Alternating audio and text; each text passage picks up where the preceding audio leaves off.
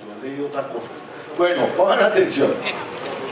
Vamos hoy a empezar a hablar de nuestro sistema solar. O sea, digamos que estuvimos haciendo todo un recorrido histórico por los descubrimientos, por los procesos de exploración del sistema solar, pero a partir del día de hoy nos vamos a dedicar, ahora sí, digamos, a estudiar a profundidad nuestro propio sistema planetario. Entonces, la charla de hoy la vamos a dedicar a algunas generalidades de nuestro sistema planetario. Todos ustedes necesito que la próxima semana se traigan sus tablas de datos. ¿Se acuerdan de las tablas de datos del sistema solar? Por ahí las tienen a la mano, maravilloso si las tienen a la mano. Porque la idea es que tengamos datos sobre nuestros planetas y sobre los objetos que podemos encontrar en el sistema solar. Esta es la imagen clásica del sistema solar. No, si yo les pongo una tarea y les digo, dibujen el sistema solar, ¿ustedes qué hacen? Esto es lo que hace todo el mundo. De hecho, uno pone Solar System en Google y de las 10.825.472 imágenes, 10.825.470 son como esta. ¿Sí o qué? Donde no hay ni siquiera una escala de tamaños ni una escala de distancias, que es todavía más importante. Vamos a aprender entonces sobre nuestro sistema. Primero, ¿dónde estamos? El sistema solar se encuentra en el centro del universo. Así fue hasta hace unos 200 años. Todavía Herschel, haciendo mapas de la galaxia, suponía que estábamos en el centro. De hecho, quien se dio cuenta de la no centricidad del sistema solar en el universo fue un astrónomo del siglo XX. No, ni siquiera Hubble, se llamaba alguien que está estudiando los cúmulos galácticos. Era director del observatorio Flagstaff, fue quien contrató a Clyde Tombaugh. Ahorita me acuerdo. Slipper, Besto Slipper estaba midiendo las distancias a los cúmulos globulares que rodean la galaxia y se dio cuenta de una cosa muy curiosa, y es que estadísticamente, si tú estás en el centro, pues los cúmulos deberían estar más o menos a la misma distancia. Resulta que él encontró que había unos cúmulos que estaban más alejados y otros más cercanos. Lo que hizo fue entender que nuestro sistema planetario, nuestro Sol, no estaba ni siquiera cerquita del centro de la galaxia. Estaba a un lado, digamos, en las postrimerías del centro de la galaxia. Nosotros ahora entendemos claramente que nuestro sistema planetario hace parte de una región, de uno de los brazos, de una galaxia que hace parte de un grupo que está metido en medio de las estructuras más grandes del universo, que son los cúmulos de galaxias. Si nos vamos, digamos, desde aquí hacia afuera, entonces, de nuestro sistema solar pasamos a las estrellitas del brazo, ni siquiera del brazo, de los alrededores del brazo de Orión, que es uno de los brazos principales de la galaxia de la Vía Láctea, que hace parte de un grupo de unas 42 galaxias, que se llama el grupo local, de las cuales Andrómeda, la Vía Láctea y M33 son las principales.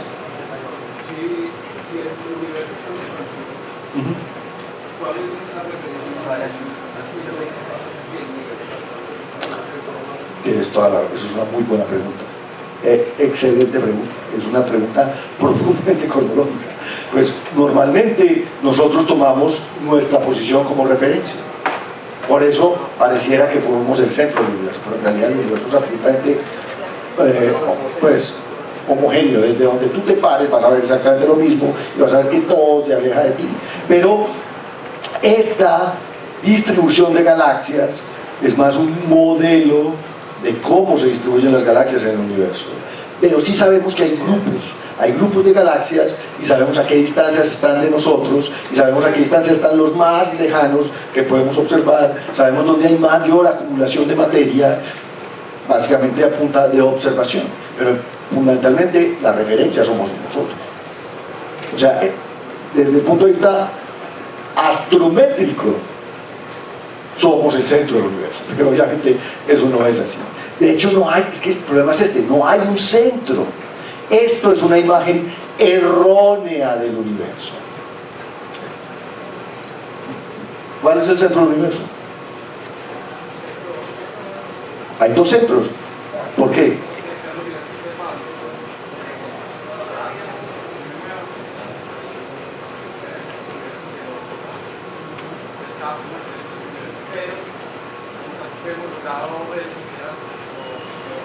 Lo no observable. Bueno, Sebas, digamos que ese argumento es válido, pero la cuestión es esta. No hay un centro geométrico. Empezando por esto, el universo tiene una geometría de 4 dimensiones. El espacio-tiempo que está ocupado por la materia y la energía es lo que se expande, y nosotros estamos inmersos en ese espacio-tiempo en expansión. Entonces, es así de simple. No tiene sentido pensar en el centro del universo. No existe un centro geométrico del universo. De hecho, el centro estaría en todas partes. ¿Por qué? Porque todo el universo estaba en un lugar en el Big Bang. Y ese lugar, no, más bien eso está mal dicho. Ese punto, que no había ni lugares, ni espacio, ni tiempo, esa singularidad, empezó a expandirse en todas direcciones. Eso significa que el universo estaba en un solo punto, y ahora ese solo punto está en todas partes del universo. Es una cosa muy loca. No traten de entenderlo porque yo no lo entiendo todo. Pero la idea es, no existe un centro del universo, pero sí podemos tener referencia de dónde está nuestra galaxia con respecto a otros grupos de galaxias, a otras acumulaciones de materia en el universo. Entonces les decía que nuestra galaxia hace parte de un grupo de unas 42 galaxias, 3 grandecitas, que son Andrómeda, la más grande, luego la Vía Láctea, y una más pequeña que se llama M33, y unas 38 enanas. Eso se llama el grupo local. Y ese grupo local está en las afueras de un cúmulo más grande, que se llama el cúmulo de Virgo, que está gobernada por una galaxia inmensa que se llama M87. Y ese cúmulo de Virgo hace parte de un supercúmulo de Virgo que tiene todavía más galaxias. Las galaxias viven junticas. Y finalmente, pues, se extiende el universo en todas direcciones y con una cantidad de materia y energía que está ahí, digamos, inmersa en ese espacio-tiempo. Si terminamos temprano les muestro un video de cómo se ve esto en 3D, no en 4D, porque 4D es absolutamente imposible, pero en 3D podemos ver un poquito de esto. Entonces, básicamente vivimos por aquí, al suroriente de la Vía Láctea.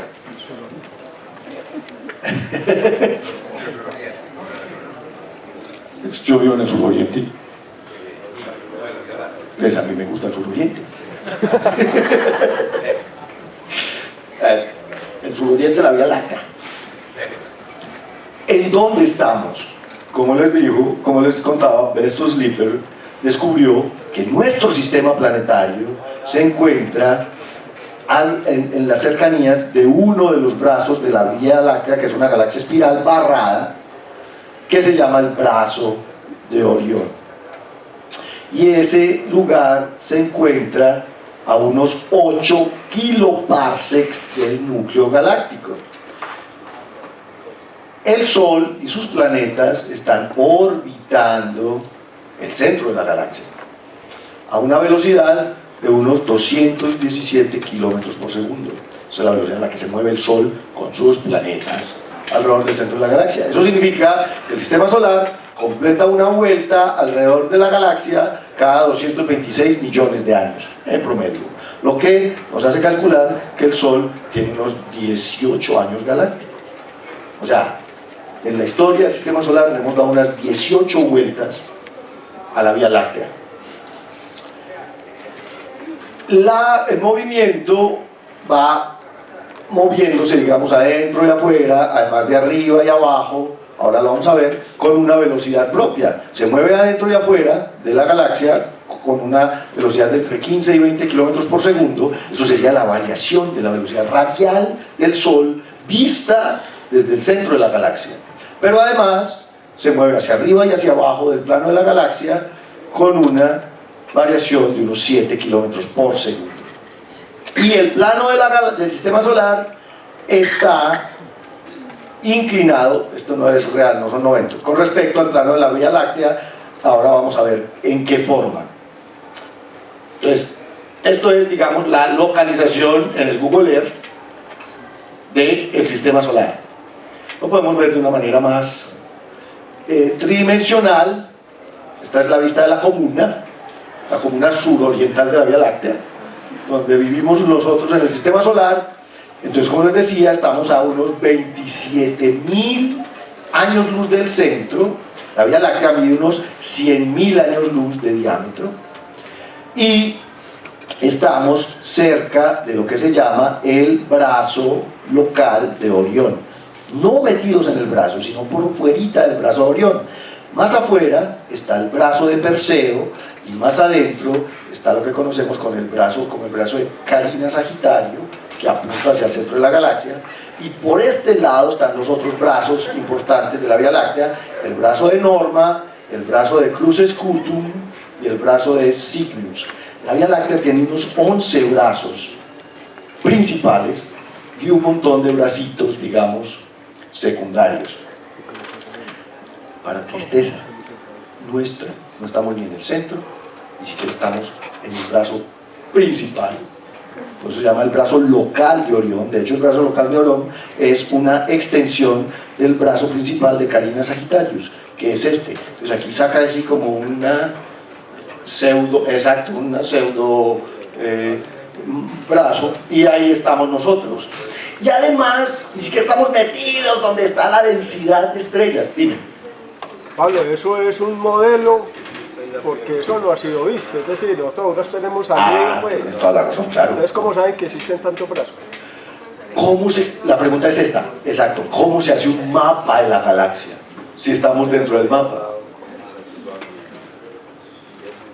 Por eso, ¿cómo diablos, es que la pregunta es excelente, ¿cómo diablos saben los astrónomos que existe el brazo de Norma y que tiene más o menos esa ubicación, o que existe el brazo de Cygnus que está por allá atrás? A ver, pongamos esta, dime Juan. Determinando la cantidad de hidrógeno molecular que hay en la galaxia. Lo mató.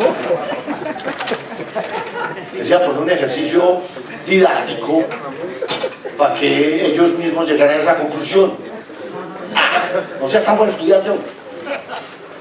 Piensa en esto: si yo estoy metido en un bosque, estoy en el centro del bosque, Caperucita, y yo no puedo ver nada más allá de los, no sé, o sea, no puedo ver nada más allá de los árboles que tengo aquí alrededor. Es un bosque así lleno. Yo no sé si estoy en el centro del bosque o por las afueras del bosque.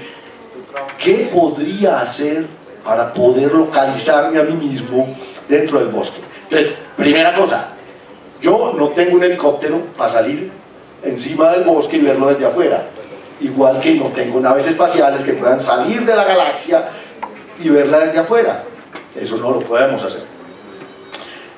¿Qué haría? ¿Qué haríamos? Juan, no conteste. Por eso, pero tú alrededor no tienes sino árboles. ¿Cómo sé que hay más allá de estos árboles inmediatos que veo aquí? Pero eso está por fuera. No, pero una medida más o menos de los tipos de brazos que existen. ¿De qué hay mapas, espirales? Bueno, eso sí, eso es un buen... Claro, esa es una. La primera es, yo veo otras fuera y entonces, digamos que tengo la idea de que la mía debe ser algo parecido. Pero además, ¿cómo sé yo hasta dónde llega mi bosque? ¿Y dónde hay árboles dentro de mi bosque? O sea que necesito algo así como un detector de árboles. Imagínense esto. Yo tendría eso, infrasonido, no sé, un detector, una tecnología especial que yo pongo y hago esto. Y él empieza a medirme todos los árboles que hay de aquí hasta que encuentre árboles. Y entonces si hay huecos, ahí me aparece un hueco en el escáner, si hay un árbol más denso, y yo hago un mapeo con ese instrumento de todos los árboles del bosque. Y ese mapa lo convierto en una imagen 3D del bosque. Después es lo mismo que le hacen a uno cuando lo meten en un escáner. ¿Sí o qué? Algo así. ¿Qué es lo que hacen los astrónomos? ¿Cuál es el elemento más abundante en el universo? La galaxia. Y Juan, esta pata, no es hidrógeno molecular, es hidrógeno neutro. Ajá. Los átomos de hidrógeno tienen una característica, y es que su electrón, de vez en cuando, porque tiene una bipolaridad, tiene un problema de bipolaridad. Pablo, Dime. esa parte que se ve como amarillosa Es el centro de la galaxia. ese es el agujero negro. No, el agujero negro no se ve, el agujero negro está ya metido en medio de esos miles de millones de estrellas. Eso realmente son miles de millones de estrellas que hacen parte del bulbo galáctico. Pero entonces, volviendo al asunto de cómo mapeo la galaxia, el hidrógeno neutro tiene una característica, y es que su electrón, de vez en cuando, de manera espontánea, o sea, porque ya la bendita gana, cambia de spin, cambia la dirección del spin. El spin es algo así como la rotación propia del electrón. Recuerden que el electrón no es una bolita y que en realidad no tiene rotación, porque no es una bolita. Pero esta partícula tiene una característica que se llama el spin, y entonces a veces apunta para este lado, y de pronto el electrón decide que no, voy a apuntar para este lado. Y cuando hace eso, emite un fotón exactamente en 21 centímetros de longitud de onda, o más exactamente en 1420 megahertz. Aprendanse esa frecuencia que está al lado de la voz de Colombia, porque es importantísima. 1420 megahertz, porque es la frecuencia de emisión del hidrógeno neutro. Y claro, ¿qué es lo que más hay en la bendita galaxia? Hidrógeno neutro. Entonces lo único que yo necesito es una antena de radio, un radiotelescopio, y empiezo y pongo mi radiotelescopio en 1420 MHz y empiezo a detectar por dónde está emitiendo radiación el hidrógeno, y hago un mapa de radio de la galaxia, y así sé dónde está acumulada la materia en la galaxia. Obviamente de esta región de aquí la antena no recibe nada, pero de esta región de acá recibe cantidades, y hacen mapas de radio de la galaxia. Esa es la forma en que sabemos dónde estamos dentro de la galaxia, haciendo un mapa de radio en 21 centímetros, y eso se está haciendo desde los años 30, desde que se inventó la radioastronomía. Entonces digamos que ya hay muchas maneras de haber mejorado la técnica para saber exactamente, por ejemplo, ya los detectores de ahora saben exactamente qué tipo de árbol es, qué madera es, dónde hay arbustos, etcétera, etcétera. Pero el principio es ese, es detectar lo que no puedo ver. Simplemente utilizo radioastronomía.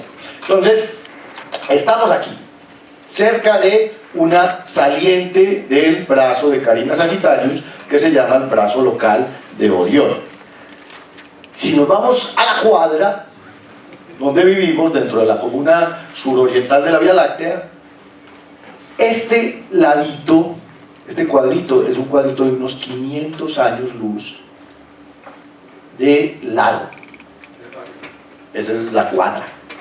La cuadra, me refiero aquí estamos nosotros, y pongan atención, en este cuadrito, solo en este cuadrito, que está, donde está metido algo que se llama la burbuja local, the local bubble. Ahí están todas las estrellas que ustedes ven a simple vista. 500 de lado. No, ahí pueden estar las... Bueno, hay algunas, sí, hay algunas que son muy brillantes, como las del cinturón de Orión, que están aquí, por ejemplo, o Antares, o Mira, o, exacto, Eta Perseo, que son brillantes realmente, que pueden estar por fuera del cuadro. Pero el resto, de las 5000 que vemos a simple vista, en cada hemisferio, están metidas en ese cuadrito. O sea, lo que nosotros vemos a simple vista en un cielo estrellado son los de siempre. los vecinos. Nosotros no vemos estrellas más allá de esto. Tienen que ser muy brillantes, como estas gigantescas estrellas de tipo O, que son las del cinturón de Orión, para que yo las pueda ver por fuera. Este es lo que llamamos el eje polar, o sea, hacia acá apunta el polo norte celeste. De hecho, aquí está Polaris, que es una estrella muy brillante también. Y, como les digo, el Sol está en una burbuja porque es una zona de baja densidad estelar. Las azules son zonas de baja densidad. Las amarillas son zonas de alta densidad estelar. Si el Sol no estuviera aquí, si no metido aquí, por ejemplo, no veríamos 5.000 estrellas, sino 100.000 estrellas en la noche. O sea que de hecho estamos en una cuadra aburrida del parque. Sí, es la cuadra solitaria en la que nadie va. O sea, no vivimos frente al parque, no, vivimos atrás. ¿Ah? ¿Es más segura? Para la vida, para el desarrollo de la vida. También, sí. ¿Y por qué Andrés está proponiendo que esa baja densidad es más segura para la vida? Porque tengo una que otra supernova de vez en cuando. Pero si estoy metido aquí, en la Plaza Mercado, explotan supernovas por montones. Y eso, pero ojo, eso no significa que siempre hayamos estado ahí. Recuerden que el Sol se mueve a través de los brazos de la galaxia. Y entonces, pues en esta época del año galáctico, estamos aquí. Pero el Sol se anda moviendo a través de la galaxia con una cosa interesante. Resulta que estamos un poquito torcidos. Ese cuento de que los planetas iban a alinear con el centro de la galaxia no tiene nada que ver. Es que los mayas no sabían que el sistema solar, mentiras, ¿por qué le echan la culpa a los mayas? Son un par de idiotas que hicieron una traducción, exacto. Interpretación de, claro, yo leo los papiros del Mar Muerto y me da la gana de suponer que ahí está el fin del mundo, que escribo un libro, me hago famoso y millonario. Exacto, helicópteros Apache en los jeroglíficos egipcios. Y entonces, el sistema solar, el plano del sistema solar, que está gobernado por el plano de la órbita de la Tierra, que es digamos la referencia, está inclinado del orden de unos 60 grados con respecto al plano de la galaxia. O sea, el Sol no va así alrededor de la galaxia, sino que va así alrededor de la mini Plutón tiene 27 grados de inclinación. El sistema solar está inclinado 60 grados con respecto al plano de la galaxia. De hecho, nos vemos así. Este es el plano de la galaxia y esto sería la vista que tendríamos de nuestro sistema planetario si nos fuéramos a 100 unidades astronómicas del Sol. 100 unidades es aquí cerquita, donde está Sedna. O sea, en el cinturón de Kuiper. Si desde el cinturón de Kuiper yo le tomara una foto al Sol, aquí obviamente hay un zoom de los planetas interiores, esos están aquí metidos, pero vería cómo el sistema solar se está moviendo en esta posición con respecto al plano de la galaxia. Miren por dónde va el plano de la galaxia. Estamos inclinados. Y esta es la dirección en la que orbitan los planetas, en dirección antihoraria, si lo viéramos desde arriba. Este es el polo norte celeste, o sea, hacia allá está la estrella Polaris. Y aquí vemos Orión. ¿Por qué ese brazo lo llamamos el brazo de Orión? Porque es justamente el brazo de la galaxia que vemos observando hacia la constelación de Orión. Entonces, no hay tal alineación. Además, para dejar de ajustar las benditas órbitas están, pues, no mucho, pero sí están inclinadas unas con respecto a otras. La posición de los planetas varía uno con respecto a otro. Entonces, la bendita alineación del 21 de diciembre no sucedió. Y esto se puede ver a simple vista también. Quienes se han ido al desierto de la Tatacoa a observar, o quienes han tenido la oportunidad de verlo en el mar con un cielo bien despejado, han observado esto. Miren que aquí claramente está la galaxia, ¿cierto? Este es el brazo de la galaxia. Y esto, en donde aparece Venus muy brillante, se llama, ¿cómo se llama esa luz brillante? La luz zodiacal. La luz zodiacal es polvo en el plano del sistema solar que refleja la luz del Sol. Tú tenías una pregunta. ¿La galaxia se mueve alrededor de qué? La galaxia se mueve hacia Andrómeda. Nos vamos a chocar con Andrómeda. La interacción gravitacional en el grupo local está dominada por Andrómeda y por la Vía Láctea. Van a terminar colisionando en unos 7.000 millones de años, calculamos. Se mueve como unos 600 kilómetros por segundo. Y en algún momento, en el futuro de la galaxia, se va. Nosotros no vamos a estar aquí, tristemente. Pero los astrónomos dentro de unos 3.500 millones de años van a ver Andrómeda del doble el tamaño que la ven ahora. Porque va a estar acercándose a la Vía Láctea. La Vía Láctea y Andrómeda van a terminar siendo una sola galaxia en algún tiempo.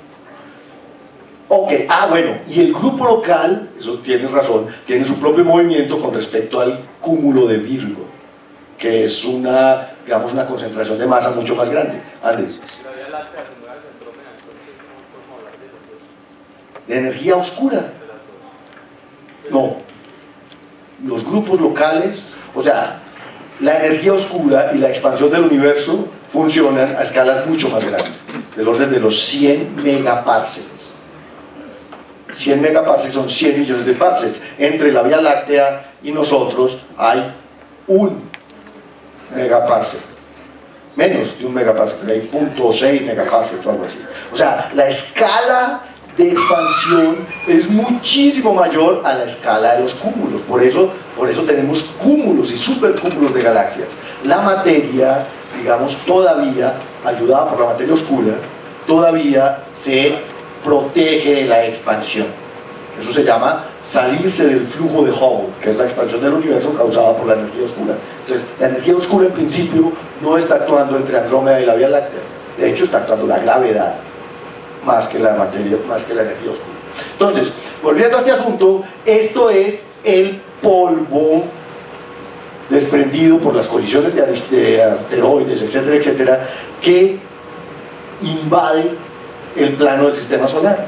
Se llama la luz zodiacal y se puede ver cuando hay mucha claridad en el cielo y vemos que el plano, este polvo determina el plano del sistema solar, está inclinado 60 grados con respecto al plano de la Vía Láctea.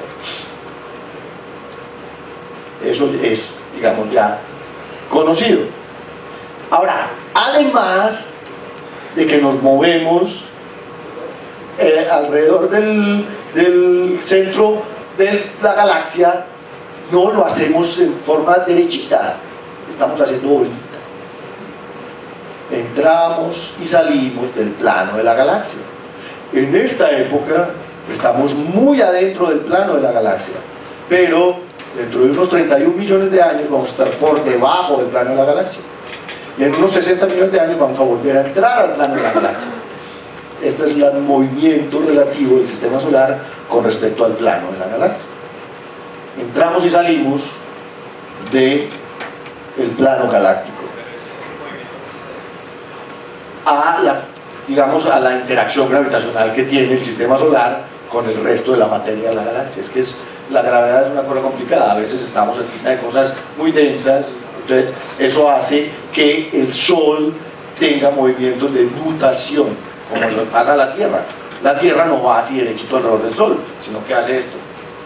Hace zigzags porque a veces está Neptuno, está Júpiter, está Saturno, entonces a veces pasamos cerca de un cúmulo de estrellas que nos atrae y luego vamos por allá. Entonces él se va acomodando dependiendo de la interacción gravitacional que tenga con los objetos y va entrando y saliendo del plano de la galaxia. Pues y ese entrar y salir de pronto no puede representar un riesgo, pues porque se entra a una zona relativamente más densa de material y como ahí muestra que hace más o menos 60 millones de años con lo de los dinosaurios, de pronto el punto donde pasaba por más material incrementa la probabilidad de encontrar algo grande. Pues sinceramente no quise decir que haya alguna relación, pero sí es cierto que entramos en zonas más densas y salimos de zonas más densas a medida que el Sol recorre la galaxia. O sea, tenemos cielos diferentes siempre. Lo que pasa es que el cielo que vemos tiene 10.000 años. Pues ¿hace cuánto estamos haciendo astronomía? 7.000 años. Eso no es nada. Pongan atención, tenemos que esperar 60 millones de años para salir y volver a entrar y tener nuevas constelaciones, tener nuevas estrellas visibles. Pues es que no somos nada, qué pereza. le da como un dolorcito de estómago ahí. ¿Por qué? Porque, como les digo, estamos en una época aburrida del viaje del sistema solar por la galaxia. De hecho, hace como 300 años que no vemos una supernova, por lo menos en nuestra galaxia. O sea, vemos supernovas en las nubes de Magallanes, vemos supernovas, 300 supernovas al año en otras galaxias. Es que de hecho, en promedio, pongan atención, en promedio en el universo estalla una supernova cada segundo, y de esas vemos unas cuantas. En nuestra galaxia no hemos visto una supernova desde 1604, y el promedio es de una cada 100 años. O sea que la galaxia nos debe 3 supernovas. Contarle que nosotros de una detrás de la otra aquí pegados. Pero entonces estamos en una época en donde el Sol vive en una burbuja, en las postrimerías de un brazo secundario de la Vía Láctea. Sí, después nos vamos a trastear. O sea, estamos en la comuna suroriental, en unos 60 millones de años vamos a vivir en el otro lado. Es más, ojo, en 113 millones de años vamos a estar al otro lado de la galaxia. Eso es, nos estamos moviendo a través de la galaxia. Entonces, claro, dentro de unos cuantos cientos de millones de años vamos a estar aquí, en el brazo de Norma. Y eso es otra cosa. No. Resulta que la estructura espiral de la galaxia se mantiene por algo que los físicos y astrofísicos llaman ondas de densidad. Y entonces los brazos es complicado. O sea, realmente la dinámica de la formación de brazos espirales de una galaxia es trabajo de doctorado. La gente se la pasa toda la vida tratando de entender cómo estas estructuras se mantienen a través del tiempo. ¿Y sabes qué es lo que pasa? Entran estrellas y salen estrellas, se acumulan estrellas y luego y van a medida que todo el material de la galaxia va orbitando, entra y sale en estas regiones de mayor densidad y de menor densidad. Sí, claro, o sea, no es que yo te diga que esto es absurdamente rígido, no, pero me refiero a que las ondas de densidad que generan los brazos mantienen la estructura espiral de la galaxia, y lo que hacen las estrellas individuales es entrar y salir de los brazos. Entonces es como que el flujo se acumula en ciertos lugares y fluye mejor en otros lugares. O sea, lo que pasa en los brazos es que hay trancón. Eso es, hay trancón, y entonces claro, uno siempre llega a la Guacatala y hay un montón de carros en la Guacatala, y el trancón de la Guacatala es permanente, pero uno va entrando y pasa por el trancón y luego sigue. Es algo así. Digamos que si me están escuchando los astrofísicos o los galácticos, por favor, esto es una clase de divulgación, pero es una, digamos, es algo parecido. En estos lugares hay acumulación de materia que es cuasi constante. Pero tiene que igual al centro, tratar de buscar la luz. No, de hecho se mantiene la estructura espiral. Se ha mantenido así durante 10.000 millones de años. Y la única forma de destruir una espiral es que se choque con otra. Es lo que va a pasar con Andrómeda. Cuando se chocan, entonces los brazos sí se desarman, se desbaratan, y lo que queda es una galaxia elíptica, eso sí.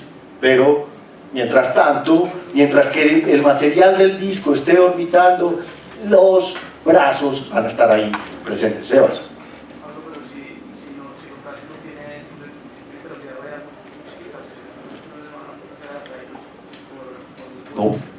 No, porque cumplen con órbitas keplerianas. O sea, tú puedes calcular la masa de la galaxia con la velocidad de rotación del Sol, con la tercera ley de Kepler. Así de sencillo. Puedes calcular cuál es la masa de la galaxia más allá de la órbita del Sol con tercera ley de Kepler. O sea, es gravedad. Se los puse a mis estudiantes de física y es muy fácil. Ok, entonces sigamos aquí. Vamos a hacer un inventario de lo que tenemos en el sistema solar. Dime. la anterior, es la de haciendo litas. No, la galaxia, mira, está de costado. Y el Sol entra y sale del disco galáctico. O sea, el Sol está metido en este disco que tiene unos entre 100, en lugares muy delgados, entre 100 años luz y entre 1000 años luz de espesor, comparado con 100.000 años luz, que es el diámetro de la galaxia. Entonces nuestro Sol entra y sale de ese plano de la galaxia. Como está viajando a través de toda la galaxia, es muy posible que en ese viaje se encuentre con mucha gente. Claro. Puede ocurrir todo lo que pasó con los dinosaurios. Sí, eso es una opción. Tiene toda la razón, exactamente. ¿Qué hay en el sistema solar? Cuando le toca a uno por la noche quedarse a hacer todo inventario, desparchado. Tenemos una estrella, que es obvio. El Sol es una estrella de tipo G2, 5. Como ustedes estuvieron en el curso de Jorge, saben que G significa que es una estrella amarilla, enana amarilla, y este 5 romano significa que es una estrella de secuencia principal. Contiene el 99.99% de la masa del sistema, o sea que básicamente el sistema solar es el Sol. Es así de sencillo. Es como decir que la caspa que usted tiene en la cabeza hace parte de su masa. No, eso es pendejada. Pues le salió a usted, pero eso no tiene nada que ver. El diámetro, 1.392.684 kilómetros de diámetro tiene el Sol, 74.9% en hidrógeno, 23.8% en helio, 1% más o menos de oxígeno, 0.3 carbono, 0.2 de hierro y 0.2 de neón, y el resto. El resto es casi unas 3/4 partes de la tabla periódica que se pueden encontrar en el espectro solar. Pero estos son los principales componentes en masa de nuestro Sol. Planetas. Tenemos 4 planetas terrestres y tenemos 4 planetas gigantes. Y los gigantes a su vez son gigantes gaseosos, que en realidad no son gaseosos, luego lo vamos a ver, y gigantes helados, Urano y Neptuno.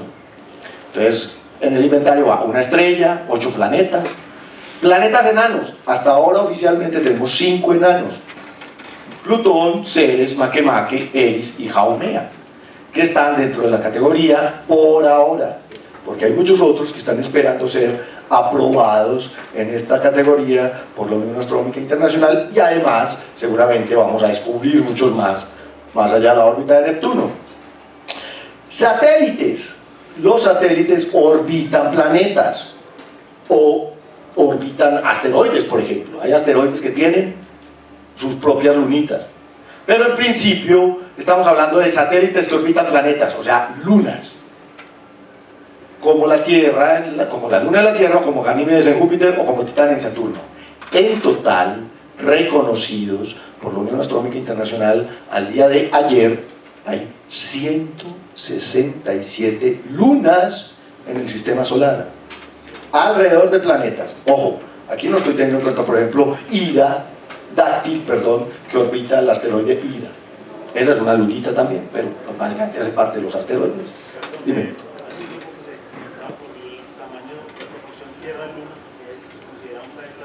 No, la Luna es un satélite de la Tierra, así como Caronte es un satélite de Plutón. Pues digamos que hay una masa principal ahí, en el sistema. Asteroides, como nos lo contó Jorge la semana pasada, son cuerpos menores, concentrados la mayoría en un cinturón que está entre las órbitas de Marte y Júpiter, y en otras regiones como los puntos de Lagrange de la órbita de Júpiter y de Neptuno, y se calcula, ojo, esto es una estadística como la que él estaba haciendo en la gráfica de la semana pasada, hay al menos 32 millones de asteroides de más de 100 metros. Eso incluye a Vesta, que tiene 500 kilómetros. ¿Ok? Pero Vesta es el único de 500 kilómetros. Si uno se va, recuerdan la gráfica que nos mostró Jorge, si uno se va bajando de diámetro, aumenta el promedio. Pero sencillamente podemos decir que de más de 100 metros hay 32 millones de objetos entre los asteroides. Por debajo de 100 metros, como los desgraciados que nos iban a cascar hace 3 semanas, hay muchísimos más. El que cayó en Rusia tenía unos 17 metros, o sea, de 10 kilómetros. Eso era grandote. Ajá. Ok. Están los objetos del cinturón de Kuiper, que conocemos como Trans-Neptunian Objects, objetos helados más allá de la órbita de los planetas, como Sedna o Quaoa. De estos hay montones. ¿Cuánto fue la estadística que dimos, Pablo, la otra vez? ¿Te acordás? Milipunta. Catalogados. Pero pongan atención. Resulta que el cinturón de Kuiper tiene 200 veces más masa que el cinturón principal de asteroides. Y es, pucha, ¿cuántas veces? No sé cuántas veces más extenso, pues porque es que estamos hablando de unidades astronómicas. El cinturón de asteroides está entre 1.8 unidades astronómicas y 3 unidades astronómicas. El cinturón de Kuiper está entre las 30 unidades astronómicas y las 100 unidades astronómicas, o sea, es una cosa absurda. Todo ese material del cinturón de Kuiper tiene 200 veces más masa, más material, 200 o 200.000. Ese dato se los voy a dar después. Pero aquí hay muchísimos objetos. Y están los cometas, que son objetos helados pequeños, que provienen algunos del cinturón de Kuiper, que llamamos cometas periódicos, y algunos de la nube de Oort, que es la estructura más externa del sistema solar, en donde hay miles de millones, incluso se calcula que hay billones de cometas. Pregunta 1. ¿Qué tipos de objetos entonces podemos encontrar en el inventario del sistema solar?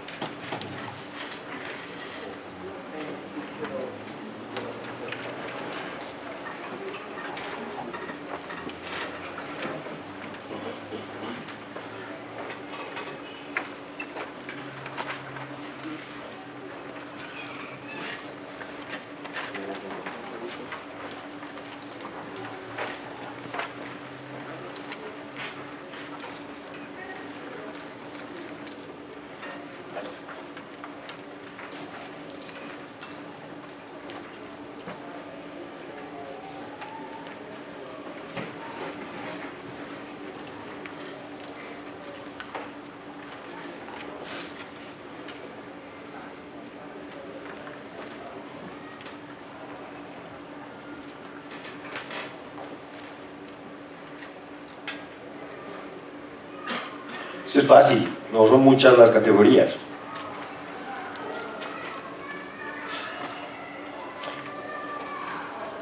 Ok. Entonces, dime. No. Los sistemas de anillos son, digamos, fenómenos locales de un planeta. Y el viento solar es material expulsado por el Sol, partículas. Entonces tú no puedes contar eso como, pues, ¿cómo categorizas partículas cargadas? Eso básicamente son protones y electrones acelerados. Entonces es parte de la masa del Sol que él bota por su propia actividad magnética y energética. Entonces eso no lo podría yo inventariar. La idea es que yo no puedo poner en una lista, puedo hacer sí un cálculo de ¿cuánto en promedio pierde el Sol como viento solar? Eso se puede calcular y se calcula basado en, digamos, modelos estelares. Se puede calcular la tasa de pérdida de masa del Sol en forma de viento solar. Pero pues más allá de eso no puedes inventariar eso. Entonces, siguiendo con este asunto de las generalidades, vamos a entender un poco de cuáles son los tamaños relativos en el sistema solar. Esto está a escala de tamaños. Obviamente no está a escala de ¿qué? De distancias. Pero si este fuera el Sol entonces sería una bola como así, mírenla ahí. ¿Sí o qué? Esa bola es el Sol, este es Mercurio, aquí está Venus, está la Tierra, que para su información, la Tierra cabe 109 veces de un lado al otro del Sol, Marte, Júpiter, para que hagamos una escala, es unas 12 veces la Tierra. Saturno es exactamente 10 tierras. Urano y Neptuno, que son del orden de entre 4 y 5 tierras. Y Plutón, Eris, Makemake y Haumea, obviamente son píxeles en la figura, y Ceres, que está aquí, que ni siquiera se ve. Son planetas enanos. Esto es en realidad la escala de tamaños. Obviamente el objeto más grande del sistema solar es el Sol. Es unas 10, no, ¿cuántos? Esto tiene 142, 10 veces Júpiter. O sea, en escala vamos así. Júpiter es unas 12 veces la Tierra. Y el Sol es unas 10 veces Júpiter. A ojímetro, digámoslo así. Esta referencia es hablando del diámetro. Del diámetro, no de masa. Espérate que la masa es otra cosa, o el volumen es otra cosa. Estoy hablando del diámetro, de medir la bola de un lado al otro. Simplemente de tamaño, size. Dime. En lo que se ha encontrado, los exoplanetas más o menos conservan esa misma relación entre la estrella y el planeta. Sí, es que las estrellas son de tipo solar, muchas más pequeñitas, y los planetas siempre son muchas veces más pequeños que las estrellas, muchísimas, y la masa obviamente muchísimo más. De nuevo, miren, los planetas son los escombros, todo el inventario que hicimos. Piensen en esto, 99.99% de la masa del sistema solar es el Sol. O sea, lo que sucede en la galaxia es que se forman estrellas, y lo que queda pues ya es basura, y de esa basura salimos nosotros.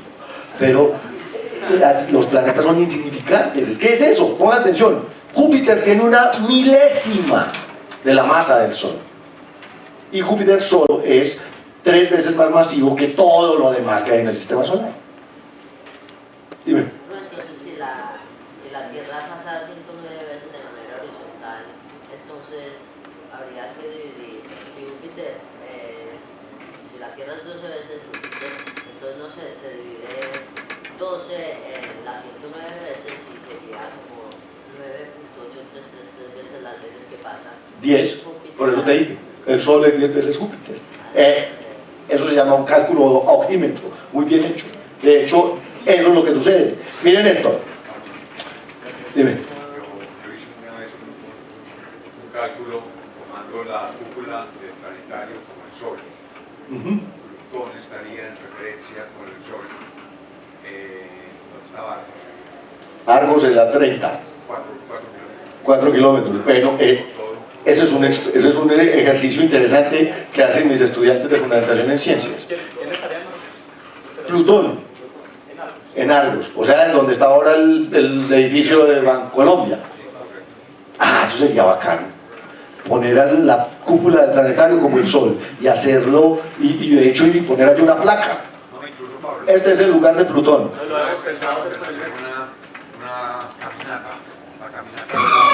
La caminata solar. Pero bueno, ya se los voy a proponer. Es que yo les iba a mostrar eso, no se adelanten.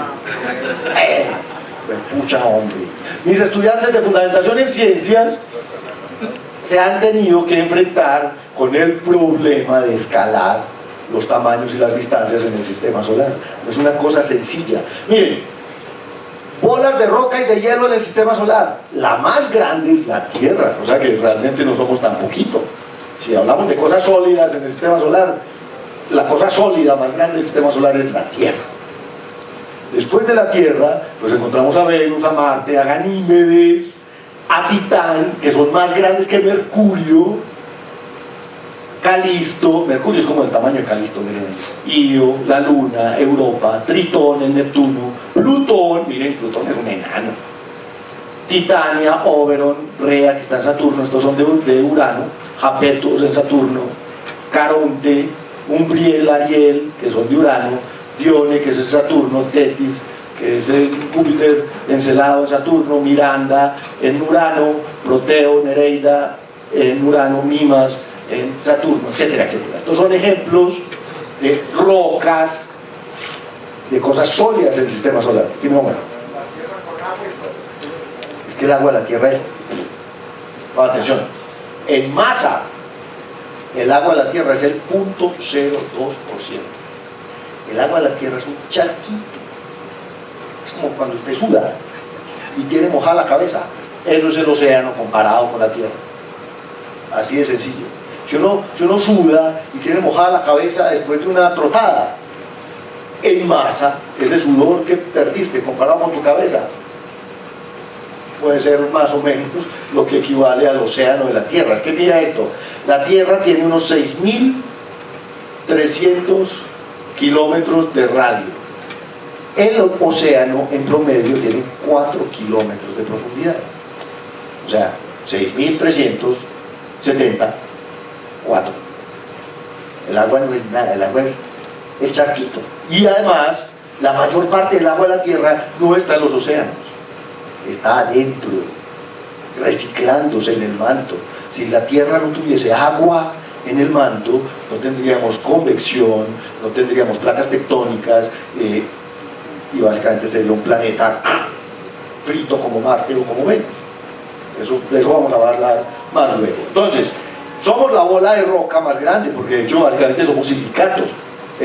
El 68% de la masa de la Tierra es roca, silicatos. El otro 32% es hierro, que está en el núcleo. Y el resto de cosas pues son un poquitín, 0.02% de masa en agua. Ah, eso es una buena pregunta, Sebas. Claro, porque vos dirías, pero ¿cómo así que lo más grande del... Bueno, estoy hablando en proporción, claro. El núcleo de Júpiter son 10 masas terrestres de roca y hielo. El núcleo de Saturno son 12 masas terrestres de roca y hielo. Pero hacen parte de una cosa que es más grande. O sea, Júpiter es el objeto fluido más grande del sistema solar. ¿Me entiendes? Pensando en ese sentido. Si hablamos de objetos sólidos, sí, los núcleos de Júpiter y Saturno serían más grandes que la Tierra. Pero como individuo, la Tierra es el objeto rocoso más grande del sistema solar. Miren, esto es un afiche, se llama Solar Scales, que me encontré en internet y yo que pensé que se iba a ver mejor. Pero esto es una cuca. Pongan atención. Aquí hay escalas de estrellas. Esta primera enana de aquí es el Sol. O sea, ¿sí ven el Sol? El punto verde es más grande que el Sol. Luego está Sirio. Luego está... Pero lo importante es que esta es Antares. Esto es Antares comparado con el Sol. Esto es una escala de la distancia que hay del Sol, de la Tierra a la Luna, en tamaño y en distancia. Y aquí hay una escala en horas luz de las distancias a los planetas, en tiempos luz de la distancia a los planetas, y esta es la escala de tamaños real. El afiche se puede pedir por internet, pero anótenlo, Solar Scales, pónganlo en Google para que lo vean completo, porque aquí se ve muy mal, qué lástima, yo pensé que se iba a ver mejor. Mala definición la de ese hidrovino.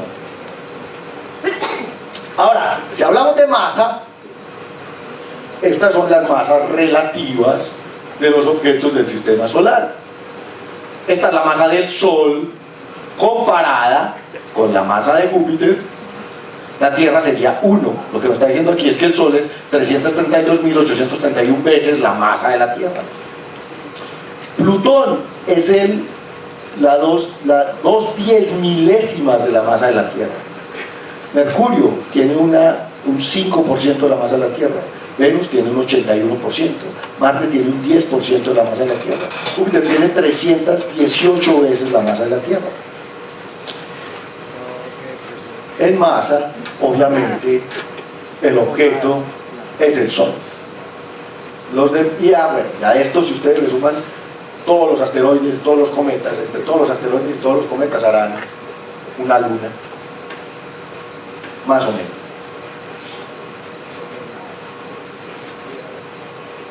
Y en densidades, la relación es un poco más compleja, dependiendo de qué estoy hecho. Los objetos que están cerquita al Sol son rocosos, hierro y silicatos. Los objetos que están más allá de Júpiter, de hecho un poquito más acá, o sea, los objetos que están en el cinturón de asteroides y más allá, son los que son sólidos, están hechos principalmente de hielo y roca también. y lo demás es gas, gaseoso o fluido, como en el caso de Venus, perdón, de Saturno y de Júpiter. Entonces miren esto, ¿cuáles son los objetos más masivos del sistema solar? Júpiter, Saturno, Urano y Neptuno, hablando de planetas, en masa. Júpiter es 100 veces más, 300 veces más masivo que la Tierra o que Venus, pero ¿cuáles son los objetos más densos del sistema solar? Mercurio, Venus y la Tierra. Mientras que Saturno, por ejemplo, es mucho menos denso que el agua, ya lo habíamos visto. Los cometas típicos como el Halley son menos densos que el agua. Los cometas son como esponjas de hielo, más o menos. Los asteroides, las lunas, dependiendo de su cantidad de hielo, Plutón, Tritón, Ganímedes, Calisto, que son objetos que tienen muchísimo hielo, son menos densos que los objetos realmente rocosos o metálicos. Hispania, Gaspra, Toutatis son asteroides del cinturón principal. La luna está por aquí. Las lunas de algunas, aquí está Io, por ejemplo, aquí está Europa, aquí está Vesta y Palas, que son asteroides del cinturón principal de asteroides. Aquí está Ceres, o sea, Ceres debe tener un contenido mayor de lo que en astronomía llamamos volátiles. ¿Qué son los volátiles? Agua, dióxido de carbono, metano, amoníaco y todos estos materiales que se convierten en hielo más allá de una cierta distancia al Sol, que se llama la línea de hielos. Ese material dentro de la línea de hielos es vapor, y más allá de la línea de hielos es hielo sólido, porque no hay líquido en el espacio. No, tengo una duda. Si ponemos que la luna, cuando se formó por Un impacto, cualquiera, porque es más baja si es la Tierra. porque la luna no tiene un núcleo de hierro. Bueno, o si lo tiene es muy chiquitito, exactamente. En cambio la Tierra tiene un núcleo que es 32% de la masa de la Tierra, que es hierro. Entonces el hierro le da muchísima más densidad. Entonces se puede ser los gigantes, esos los más grandes, van aumentando de más, así como los congeladores antiguos que después los tenían congelar y iban funcionando el poder.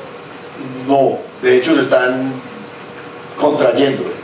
Ellos ya no aumentan de masa, pues. O sea, le cae un cometa, la masa que aumenta es nada, es como un átomo que te haya golpeado, pero de hecho se están contrayendo y por eso producen más calor interno que el que reciben del Sol.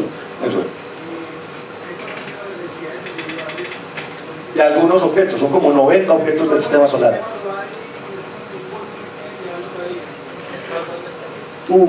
El Sol tiene una densidad como de 1.4, es un poquito más denso que el agua, en promedio.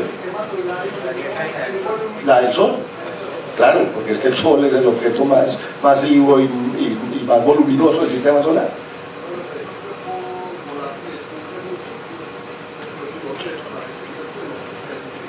¿A qué te refieres con cumplir un ciclo? Ah, no, olvídate, eso está congelado. O sea, el agua en Calisto está congelada, el agua en Europa está congelada. Posiblemente haya un océano líquido por debajo, pero eso ya es por el calor interno de la Luna. Pero me refiero a que más allá de la línea de hielos, vos solo encontrás hielos. ¿Me entiendes? Exacto. O sea, y si hay agua líquida está dentro de los planetas, no afuera. Todas las superficies están congeladas. Es hielo. Si ustedes ven Encelado es hielo. Si ustedes ven a Japeto, ven el hielo encima de la superficie de Japeto. Si ustedes ven a Europa es un hielo en su superficie, es hielo, y es mucho hielo de agua. El agua es el material más abundante entre los volátiles. Urano y Neptuno tienen millones de veces más agua que la Tierra. Europa tiene más agua que la Tierra, solo que está congelada. Así de sencillo. El agua es un material muy abundante en el sistema solar, solo que como el agua que estaba cerquita del Sol pues se evaporó y se disoció, mientras que el agua que estaba más allá de la línea de hielos, eso lo vamos a ver, se congeló y hizo parte de los objetos que se formaron allá. Ahora sí, hablemos del juego de escalas. Pongan atención. Vamos a mirar distancias. Obviamente, pues estos son planetas muy grandes para la escala, pero es algo así como lo que queríamos hacer de aquí a Argos. Mira Andrés, pues para que se inspire, hermano, y lo hagamos con el planetario. Esto es una escala del sistema solar que se encuentra en un pueblito en Inglaterra y que se le ocurrió a una señora. Simplemente llegó, yo voy a hacer una escala del sistema solar. Montó un blog, el blog está aquí, kssmwordpress.com, y entonces miren, si yo pongo el Sol acá, con un diámetro de 130 milímetros, diámetro de 130 milímetros, es una pelota de esas antiestrés, ¿yo qué? Una naranja grande, ombligona, ahí está. Háganse cuenta que el Sol es del tamaño de una naranja ombligona, de esas que venden en Sopetrano, y está aquí. En distancia, con ese tamaño, Mercurio estaría a unos cuantos metros. Aquí estaría Venus, aquí estaría la Tierra, aquí estaría Marte. Esto es del orden de algunos metros. Exactamente, eso se puede calcular simplemente pasando de escala. Es una posible tarea que les voy a poner. Si ustedes lo miran, ahí estaría el Sol y aquí están los primeros 4 planetas: Mercurio, Venus, la Tierra y Marte. Pongan atención a dónde estaría Júpiter.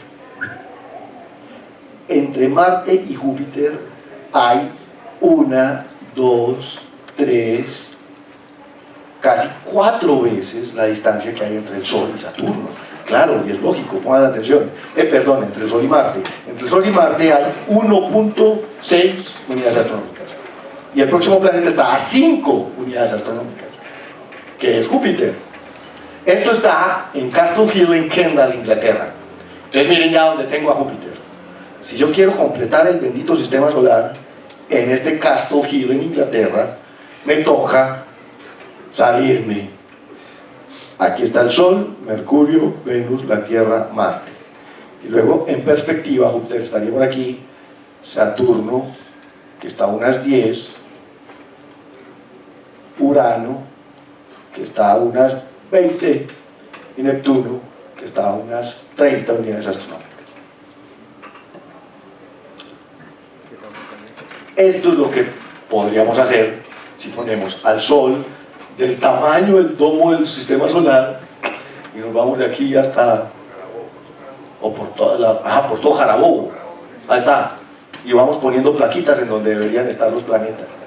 Esta escala es absurdamente complicada de hacer. De hecho, si ustedes hacen la escala de tamaños, no pueden calcular las distancias con la misma escala. Normalmente, los tamaños y las escalas de distancias, claro, o sea, para calcular las distancias y meter el mismo modelo en la escala de tamaños, hay que suponer los tamaños como unas 1400 veces mayores en escala. Es completamente absurdo poder hacer esto. Porque, mire la escala, el Sol sería una naranja ombligona. ¿De qué tamaño es entonces Mercurio a esta escala? Un grano de polvo. Exacto. ¿De qué tamaño es Plutón a esta escala? Es absurdo. O sea, pongan atención, ninguna representación del sistema solar que ustedes vean es real. Ninguna. En ningún libro existe una representación, en ninguna imagen existe una representación real de la escala del sistema solar. Entonces, esa que dibujan los niños es absolutamente, sí, artística, pero no tiene nada que ver con la realidad. Ninguna imagen que ustedes encuentren en Google, así sea de las 10.480.228 del sistema solar, es real. Las escalas no nos lo permiten. A la misma escala, si este es el sistema solar, Alfa Centauri estaría en el Cairo.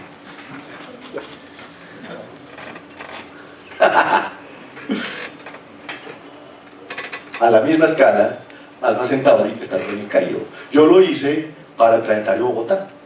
Yo supuse que el Sol, si el Sol tuviera el tamaño de una pelota de tenis, yo lo pusiera en el centro del domo del planetario Bogotá, Alfa Centauri estaría en el planetario de Nueva York. ¡Ah! Maravilloso. El que les puse yo en la clase, yo le puse a mis estudiantes a hacer esas escalas. Si el Sol fuera el tamaño de una pelota de tenis, ¿dónde y de qué tamaño serían los otros planetas y a qué distancia estarían? Ahí sería como un grano de polvo, la Tierra. Y Plutón calculaba como una luna de Urano, sería como un átomo o algo así. Es una cosa absurda, las escalas son absurdas. Piensen en esto, o sea, si el Sol fuera el tamaño de una naranja, Alfa Centauro estaría, ¿qué distancia habrá entre Inglaterra y el Cairo? 8.000 kilómetros, algo así. Ahí está, alogímetro, a ver si son capaces. Si el Sol fuera el tamaño de una piscina inflable, miren que se los puse grandecito. Y no estoy hablando de distancias, estoy hablando de tamaños relativos. Ya sabemos que la relación de tamaños es una cosa un poco más sencilla. Piensen en esto. Eris es del tamaño de Plutón, y Plutón es más o menos una cuarta parte del tamaño de la Tierra. Ahí está, la piscina inflable para la familia. La pelota inflable. ¿Una pelota de qué? La pelota inflable. No sé, más o menos.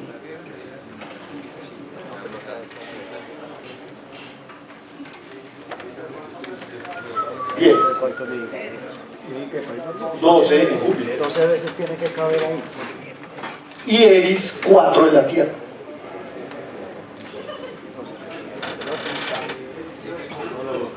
¿Cuánto?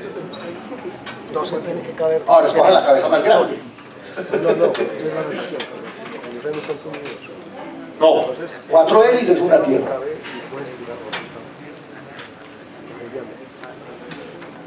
No, es mucho más chiquito. Pensar en una caneca comparada con el Sol. Es muy grande para el Sol. Por eso sería una... No, es que son 12 de Júpiter. 20, es la cuarta. Pero una caneca de las chiquiticas. Yo decía más o menos. Por eso es que es ojímetro. Aquí no estamos haciendo ninguna escala real. Pues decís que es una de T. No, 12. No. Sería 14 de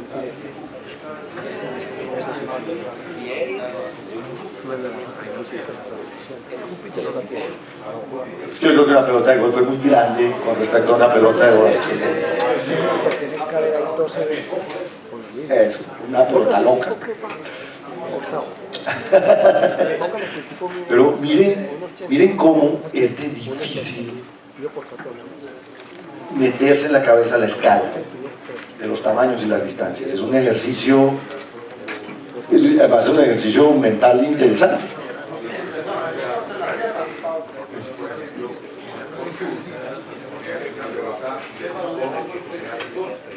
Y ahí venirse hasta, claro, exacto, los mismos tamaños. Por eso, escalar tamaños y distancias requiere de que si yo quisiera poner un modelo a escala real del sistema solar y supusiera que el Sol es la cúpula del planetario, como tú dices, él no podría ponerlo en el planetario, tendría que hacer una escala en donde necesito toda la ciudad para hacer la escala del sistema solar. Esa es la idea. Ok, entonces miren esto. Las órbitas son otra cosa interesante dentro de nuestro sistema solar. Las órbitas de los 4 planetas interiores están aquí en este circulito. Miren que las sacamos hasta acá. Son cuasi circulares. Si ustedes ven, la elipticidad de las órbitas es muy pequeña. O sea, eso se llama la excentricidad. De hecho, la órbita más excéntrica del sistema solar es la de Mercurio, y luego está la de Marte. Pero Venus, por ejemplo, o Neptuno, incluso la Tierra, tienen órbitas que son prácticamente un círculo. O sea, ustedes no ven la elipse Eso no se ve. Se sabe matemáticamente, porque eso fue lo que demostró Kepler, y cuando uno calcula la órbita de la Tierra, se acomoda a la ecuación de una elipse, pero una elipse con una excentricidad muy, muy baja. Estas son, digamos, las órbitas vistas desde arriba. Si yo las veo así como de ladito, vemos porque Plutón es un excéntrico, es obvio, pero también vemos como Urano, Saturno se salen un poco de las órbitas normales. Mercurio, miren cómo está inclinado Mercurio, Venus, la Tierra, Marte, cada uno tiene su inclinación. De hecho, aquí podemos ver cómo los más cercanos a la órbita de la Tierra, digámoslo así, a la eclíptica, son Urano, luego Júpiter, luego Neptuno, luego Marte. Pero miren, Saturno se desvía hasta 2,5 grados, y eso nos permite ver a Saturno desde la Tierra con diferente inclinación. Por eso a veces no vemos los anillos y otras veces los vemos esplendorosos, precisamente por la inclinación de la órbita de Saturno con respecto a la de la Tierra. Dime, Pablo. ¿Qué explica esa excentricidad, por ejemplo, de Marte y de Plutón? O sea, ¿por qué tan circulares la Tierra, Venus y Mercurio tan excéntrico y Marte tan excéntrico? No, no se sabe. No, eso es básicamente aleatorio, eso es lo que quedó. O sea, así quedó.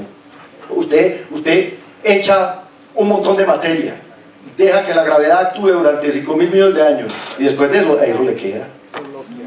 Así de sencillo. O sea, siguiendo ciertas reglas, pero es absurdamente aleatorio. O sea, vos podés formar sistemas como este o sistemas completamente diferentes, y eso es lo que estamos encontrando justamente con sistemas exoplanetarios. Esa precesión que tiene Mercurio es porque tiene mucha excentricidad. Es porque está muy cerquita del Sol. Porque está cerquita. O sea, está tan cerca del Sol que la gravedad ya lo afecta del orden relativista. Algo que nosotros no alcanzamos a percibir para la Tierra o para Júpiter. Pero Mercurio está tan cerquita del Sol que la precesión de su perihelio está afectada ya de forma relativista. Entonces es por la curvatura del espacio-tiempo alrededor del Sol. O sea, ya Mercurio está tan cerquita del Sol que está metido en el huequito que hace el Sol del espacio-tiempo. Entonces, en cambio, miren, Plutón está a 18 grados de inclinación. Mercurio tiene 7 grados de inclinación. Son los más inclinados. Ahora, los asteroides, sí podríamos decir, son los escombros de la formación planetaria. Esto fue lo que quedó, lo que no se pegó a nada. Si usted no terminó siendo parte de un planeta, es un asteroide. O de una luna. ¿Ah? No, nunca se formó. De hecho, Júpiter no permitió que nada se formara ahí por la gravedad. O sea, para que tú puedas formar un planeta tienes que autogravitar. Las cosas tienen que empezar a pegarse y mantener una fuerza de cohesión superior a la fuerza de atracción que genera Júpiter. Entonces las fuerzas de marea no permitieron que nada se pegara aquí para que formara algo del tamaño de un planeta. Este es el cinturón principal de asteroides. Ya vimos que asteroides hay en todas partes, pero se acomodan más que todo acá. Están los troyanos, que en realidad son griegos y troyanos. De acuerdo con la historia, ustedes vieron esta historia fantásticamente interpretada por Brad Pitt, en que los troyanos perseguían a los griegos hacia las naves. Después de uno leerse la Ilíada, hermano, no hay nada que ver. Cuando yo vi Troya, yo dije, wow, la película se acabó en una semana. Una guerra que duró 10 años en Homero, se terminó una semana. Cuando Aquiles ya se aburrió de las troyanas, entonces se acabó la guerra. Ok, son los asteroides escombros rocosos de la formación, porque no solo estos que hacen parte del inventario del sistema solar son escombros, hay muchos más escombros más allá de la órbita de Neptuno. Esto es Plutón. Plutón se sale de lo normal, se mete entre los escombros del cinturón de Kuiper. Por eso es un planeta enano. Él no ha barrido su órbita, él no está solo orbitando el Sol. De hecho, muchos de estos tienen órbitas parecidas, salen y entran de aquí, etcétera, etcétera. Pero eso simplemente se pone ahí como referencia. El cinturón de Edgeworth-Kuiper se llama así porque no solo Kuiper lo propuso, Edgeworth lo calculó también. se extiende entre 30 y 50 unidades astronómicas, es 20 veces más extenso que el cinturón principal y tiene 200 veces más masa que el cinturón de asteroides. Eso significa que hay muchísimos más objetos ahí que en el cinturón de asteroides. Posiblemente, y esto es una cosa genial, fue formado por una marea gravitacional que se dio durante un proceso de migración entre Urano y Neptuno. Urano y Neptuno en algún momento en el pasado intercambiaron de órbita. Neptuno se formó más cerca del Sol que Urano, y a través de la interacción con el material del disco protoplanetario terminó ganando energía Neptuno y perdiendo energía Urano, y se intercambiaron de órbita, y en el momento en que Neptuno se sale, empuja todos estos materiales que habían ahí y forma el cinturón de Kuiper. Y lo mantiene. De hecho, el cinturón de Kuiper se mantiene porque Neptuno está ahí. Es muchísimo más grande, como les digo, que el cinturón de asteroides. Y es el origen de muchos cometas de periodo corto que terminan aquí metidos por Júpiter. Después vamos a ver cómo Júpiter atrapa cometas y los deja metidos en el sistema solar interior, digámoslo así, los convierte en cometas periódicos y se conocen como los cometas de la familia de Júpiter. O sea, Júpiter no solo tiene asteroides de adelante y atrás, sino que además tiene una familia propia de cometas. Es nada malo. Por eso es Júpiter. Zeus tenía más hijos que Diomedes Díaz. ¿Hasta dónde llega el sistema solar? ¿Cuál es el límite exterior? ¿Hasta dónde yo puedo decir, todavía estoy en el barrio, todavía estoy aquí en la casa? Pues, desde el punto de vista astrofísico, digamos, desde el punto de vista de la influencia del Sol, hay un lugar mucho más allá del cinturón de Kuiper, mucho más allá de, digamos, de las órbitas planetarias, que conocemos como la heliopausa. Pero mentira, no está más allá del cinturón de Kuiper, qué pena con ustedes, porque las sondas Voyager no han salido de ahí. Ok, esta región se define justo donde el viento solar es detenido por el medio interestelar. El Voyager 1 está atravesando la heliopausa y se calcula que para el 2014 ya haya atravesado la heliopausa. ¿Por qué sabemos que el Voyager 1 está atravesando la heliopausa? Porque ellos llevan detectores de partículas. Entonces ya dejó de detectar partículas del Sol y empezó a detectar partículas del medio interestelar, que tienen unas características diferentes, tienen una velocidad relativa diferente, tienen una densidad diferente, y entonces eso le hace entender al Voyager que ya salió del, digamos, de la zona en donde era el viento solar lo que estaba detectando, y ahora estoy detectando el medio interestelar, que es viento estelar producido por las estrellas que están alrededor del Sol. Claro, sabemos exactamente dónde está, qué velocidad se está moviendo. El problema es que se tarda un poquito, está como unas, lo habíamos visto, 17 horas luz. O sea, cualquier mensaje que enviemos o que él nos devuelva, se tarda 17 horas en ir y 17 horas en regresar. Pero están todavía ahí. Imágenes. No, ya no. Pero sabemos su posición por radio. Ahí la nube, no, espérate, es que no hemos llegado.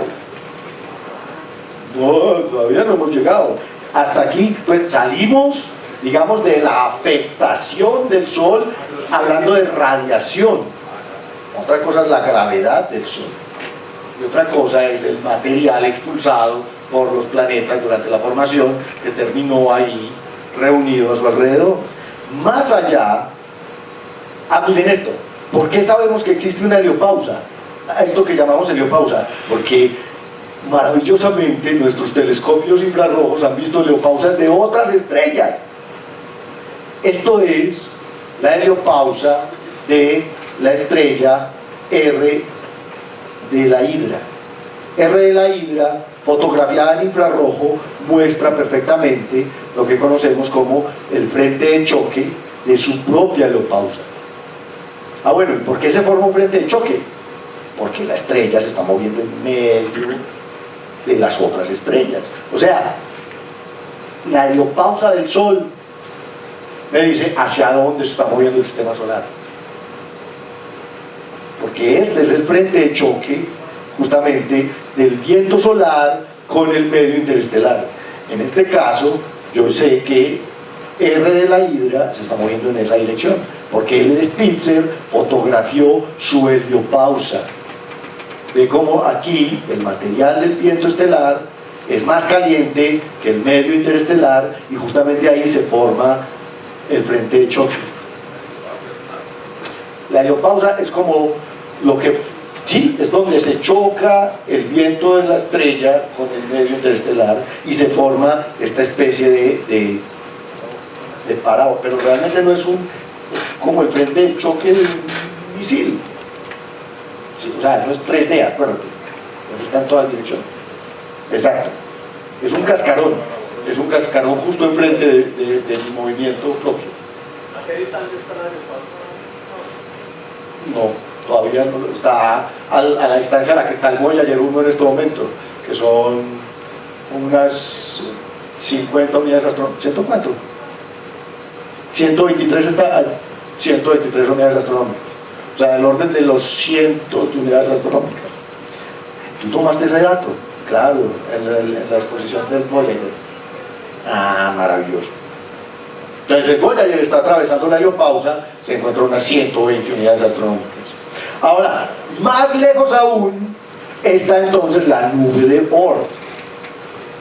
La nube de Oort, que se escribe con doble O, se llamaba Jan Oort, él era un astrónomo holandés del siglo XX. La nube de Oort se extiende desde la heliopausa, más o menos, hasta unas 100.000 unidades astronómicas. Eso está a medio año luz de distancia.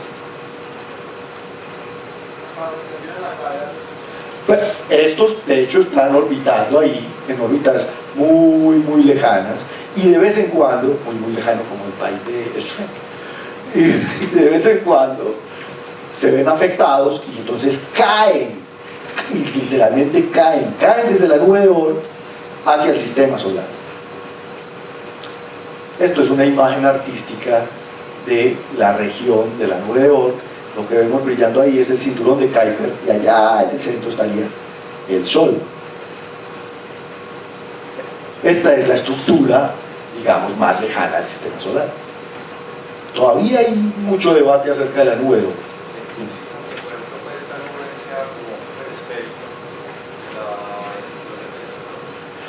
El cinturón de Kuiper es, digamos, está relacionado dinámicamente con la órbita de los planetas. Entonces tiende a aplanarse. Todo el material cerca al Sol tiende a formar un disco. Entonces esa es una idea de por qué. Exacto. En cambio esta está tan lejos que simplemente lo más probable es que fue formada por el material que expulsaron los planetas y el Sol durante las últimas etapas de formación. Hay una etapa de la estrella cuando está terminando de formarse que se llama la etapa Tetauri, que es algo así como la adolescencia tenaz de la estrella, en donde no quiere saber nada de nadie y expulsa todo lo que está cerquita y limpia, barre literalmente el disco en donde se están formando los planetas, y lo que no esté bien agarrado termina en la porra. Eso es parte de la expulsión del material. Pero además los planetas, lo que no se les pegó, lo botan.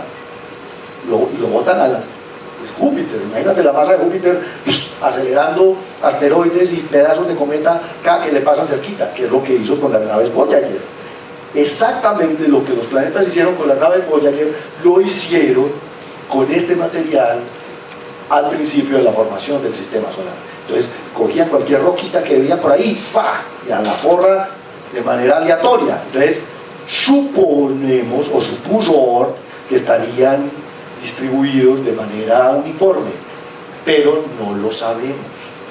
No lo sabemos.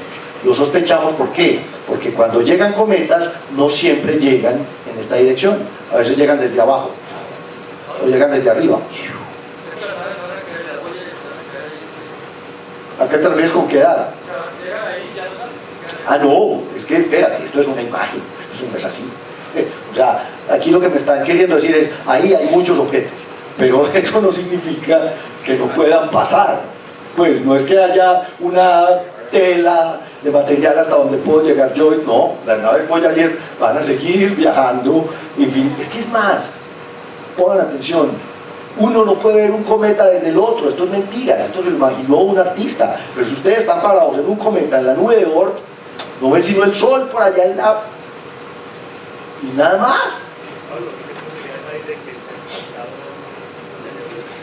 Ah, es muy, no, pero es muy poquita. Miren, la probabilidad de chocarse con algo en el universo, en el espacio abierto, más fácil le cae el meteorito aquí en la cabeza. Más fácil nos ganamos el baloto. O sea, miren, yo leí por ahí, y este es un dato que me quedó, pero posiblemente haya que recalcularlo, pero si a usted de pronto lo soltaran al azar en el universo, o sea, haga de cuenta de eso, que Dios se lo saca del bolsillo y dice, lo voy a tirar allá a ver a dónde cae. La probabilidad de que usted quede cerca de un objeto en el universo es de 1 sobre 10 a la 33. O sea que básicamente la materia es una cosa rara del universo.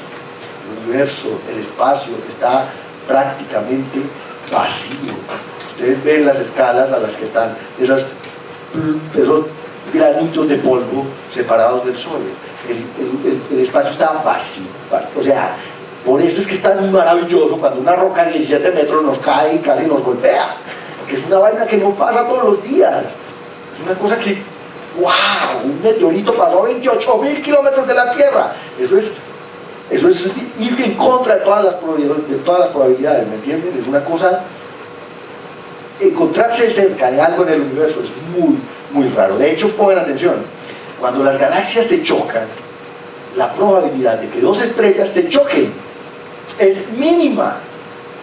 Pasan unas entre las otras, porque están tan separadas unas de otras, que simplemente es como si yo estuviera mezclando dos gases. Ahí está. ¿Cuántas colisiones entre moléculas habrá cuando yo mezclo dos gases? Pues sí, debe haber una que otra, pero que se choque una que otra entre 200.000 millones, la probabilidad es muy pequeña. Sí, exacto. Se afectan gravitacionalmente, se enredan sus estructuras, pero las estrellas es muy poco probable que se choquen. Debe haber una que otra colisión, pero no es lo más probable. Entonces, si yo hiciera un corte longitudinal del sistema solar, tendría el Sol, tendría los planetas rocosos a una unidad astronómica. Mira, aquí está la Tierra, Júpiter está a 5, Saturno está a 10, aquí estamos en escala logarítmica, entre 100, entre unos 20 y 150 está lo que se llama el cinturón de Kuiper, y de ahí para allá está lo que conocemos como la nube de Oort. Ahora se está, por ejemplo, planteando la idea de que la nube de Oort no es una nube, probablemente sea un toroide, probablemente sea más como una dona alrededor del Sol. Eso es otra de las teorías acerca de esta formación en las postrimerías del sistema solar, que se extiende hasta unas 100.000 unidades astronómicas. Eso es medio año luz. Un año luz son 206.000 unidades astronómicas. Entonces esto está a 1/8 de la distancia a la que está la primera estrella que nos encontramos. Entonces, de nuevo, piensen en el vacío absoluto en el que vivimos. Es que cuando uno ve una galaxia y la ve repleta de estrellas, está viendo es la suma de la luz de las estrellas, pero uno no está viendo las partículas, no estás viendo las estrellas individuales. Es imposible ver estrellas individuales en otras galaxias, a no ser que estén aquí en la nube de Magallanes y sean muy brillantes, o en Andrómeda, como las detectó Hubble, y estaba viendo cefeidas, que son variables muy brillantes. Pero ver una estrella individual en otra galaxia es virtualmente imposible, a no ser que explote con una supernova. Por eso las supernovas son tan notorias, porque una estrellita que nunca había visto, de pronto ¡pua!, la veo explotar en una galaxia. Pregunta final: ¿cómo ¿Cómo se llama esta región en donde del sistema solar, donde el viento solar empieza a interactuar con el medio interestelar?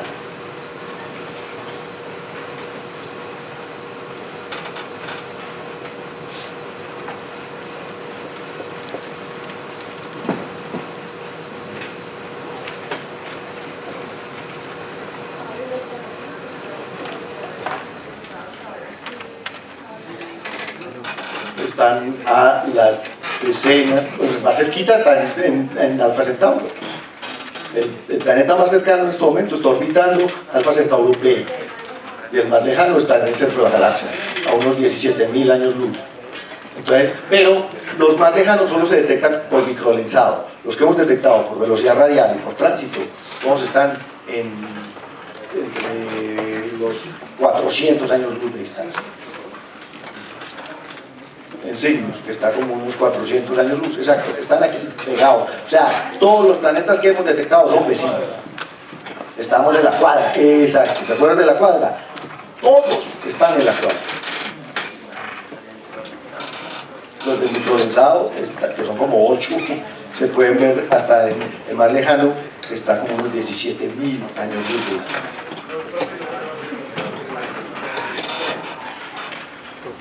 También. Sí, pero pues digamos que esos no los contamos. ¿Ah? Sí, no. Pero igual los pulsars para poder medirles el timing tienen que estar cerquita, ¿no? O sea, el PSR 1257 más 2 es un pulsar que está cerquita de la Tierra, no está muy lejos. No, detectar un planeta en otra galaxia. Por eso, en otras galaxias detectamos supernovas. Pero detectar un planeta en otra galaxia es virtualmente imposible. O sea, claro, es que lo que hacemos es estadística. O sea, ¿qué es lo que pensamos los científicos planetarios? Si aquí en 400 años luz hemos detectado 800, en la galaxia debe haber 1 billón.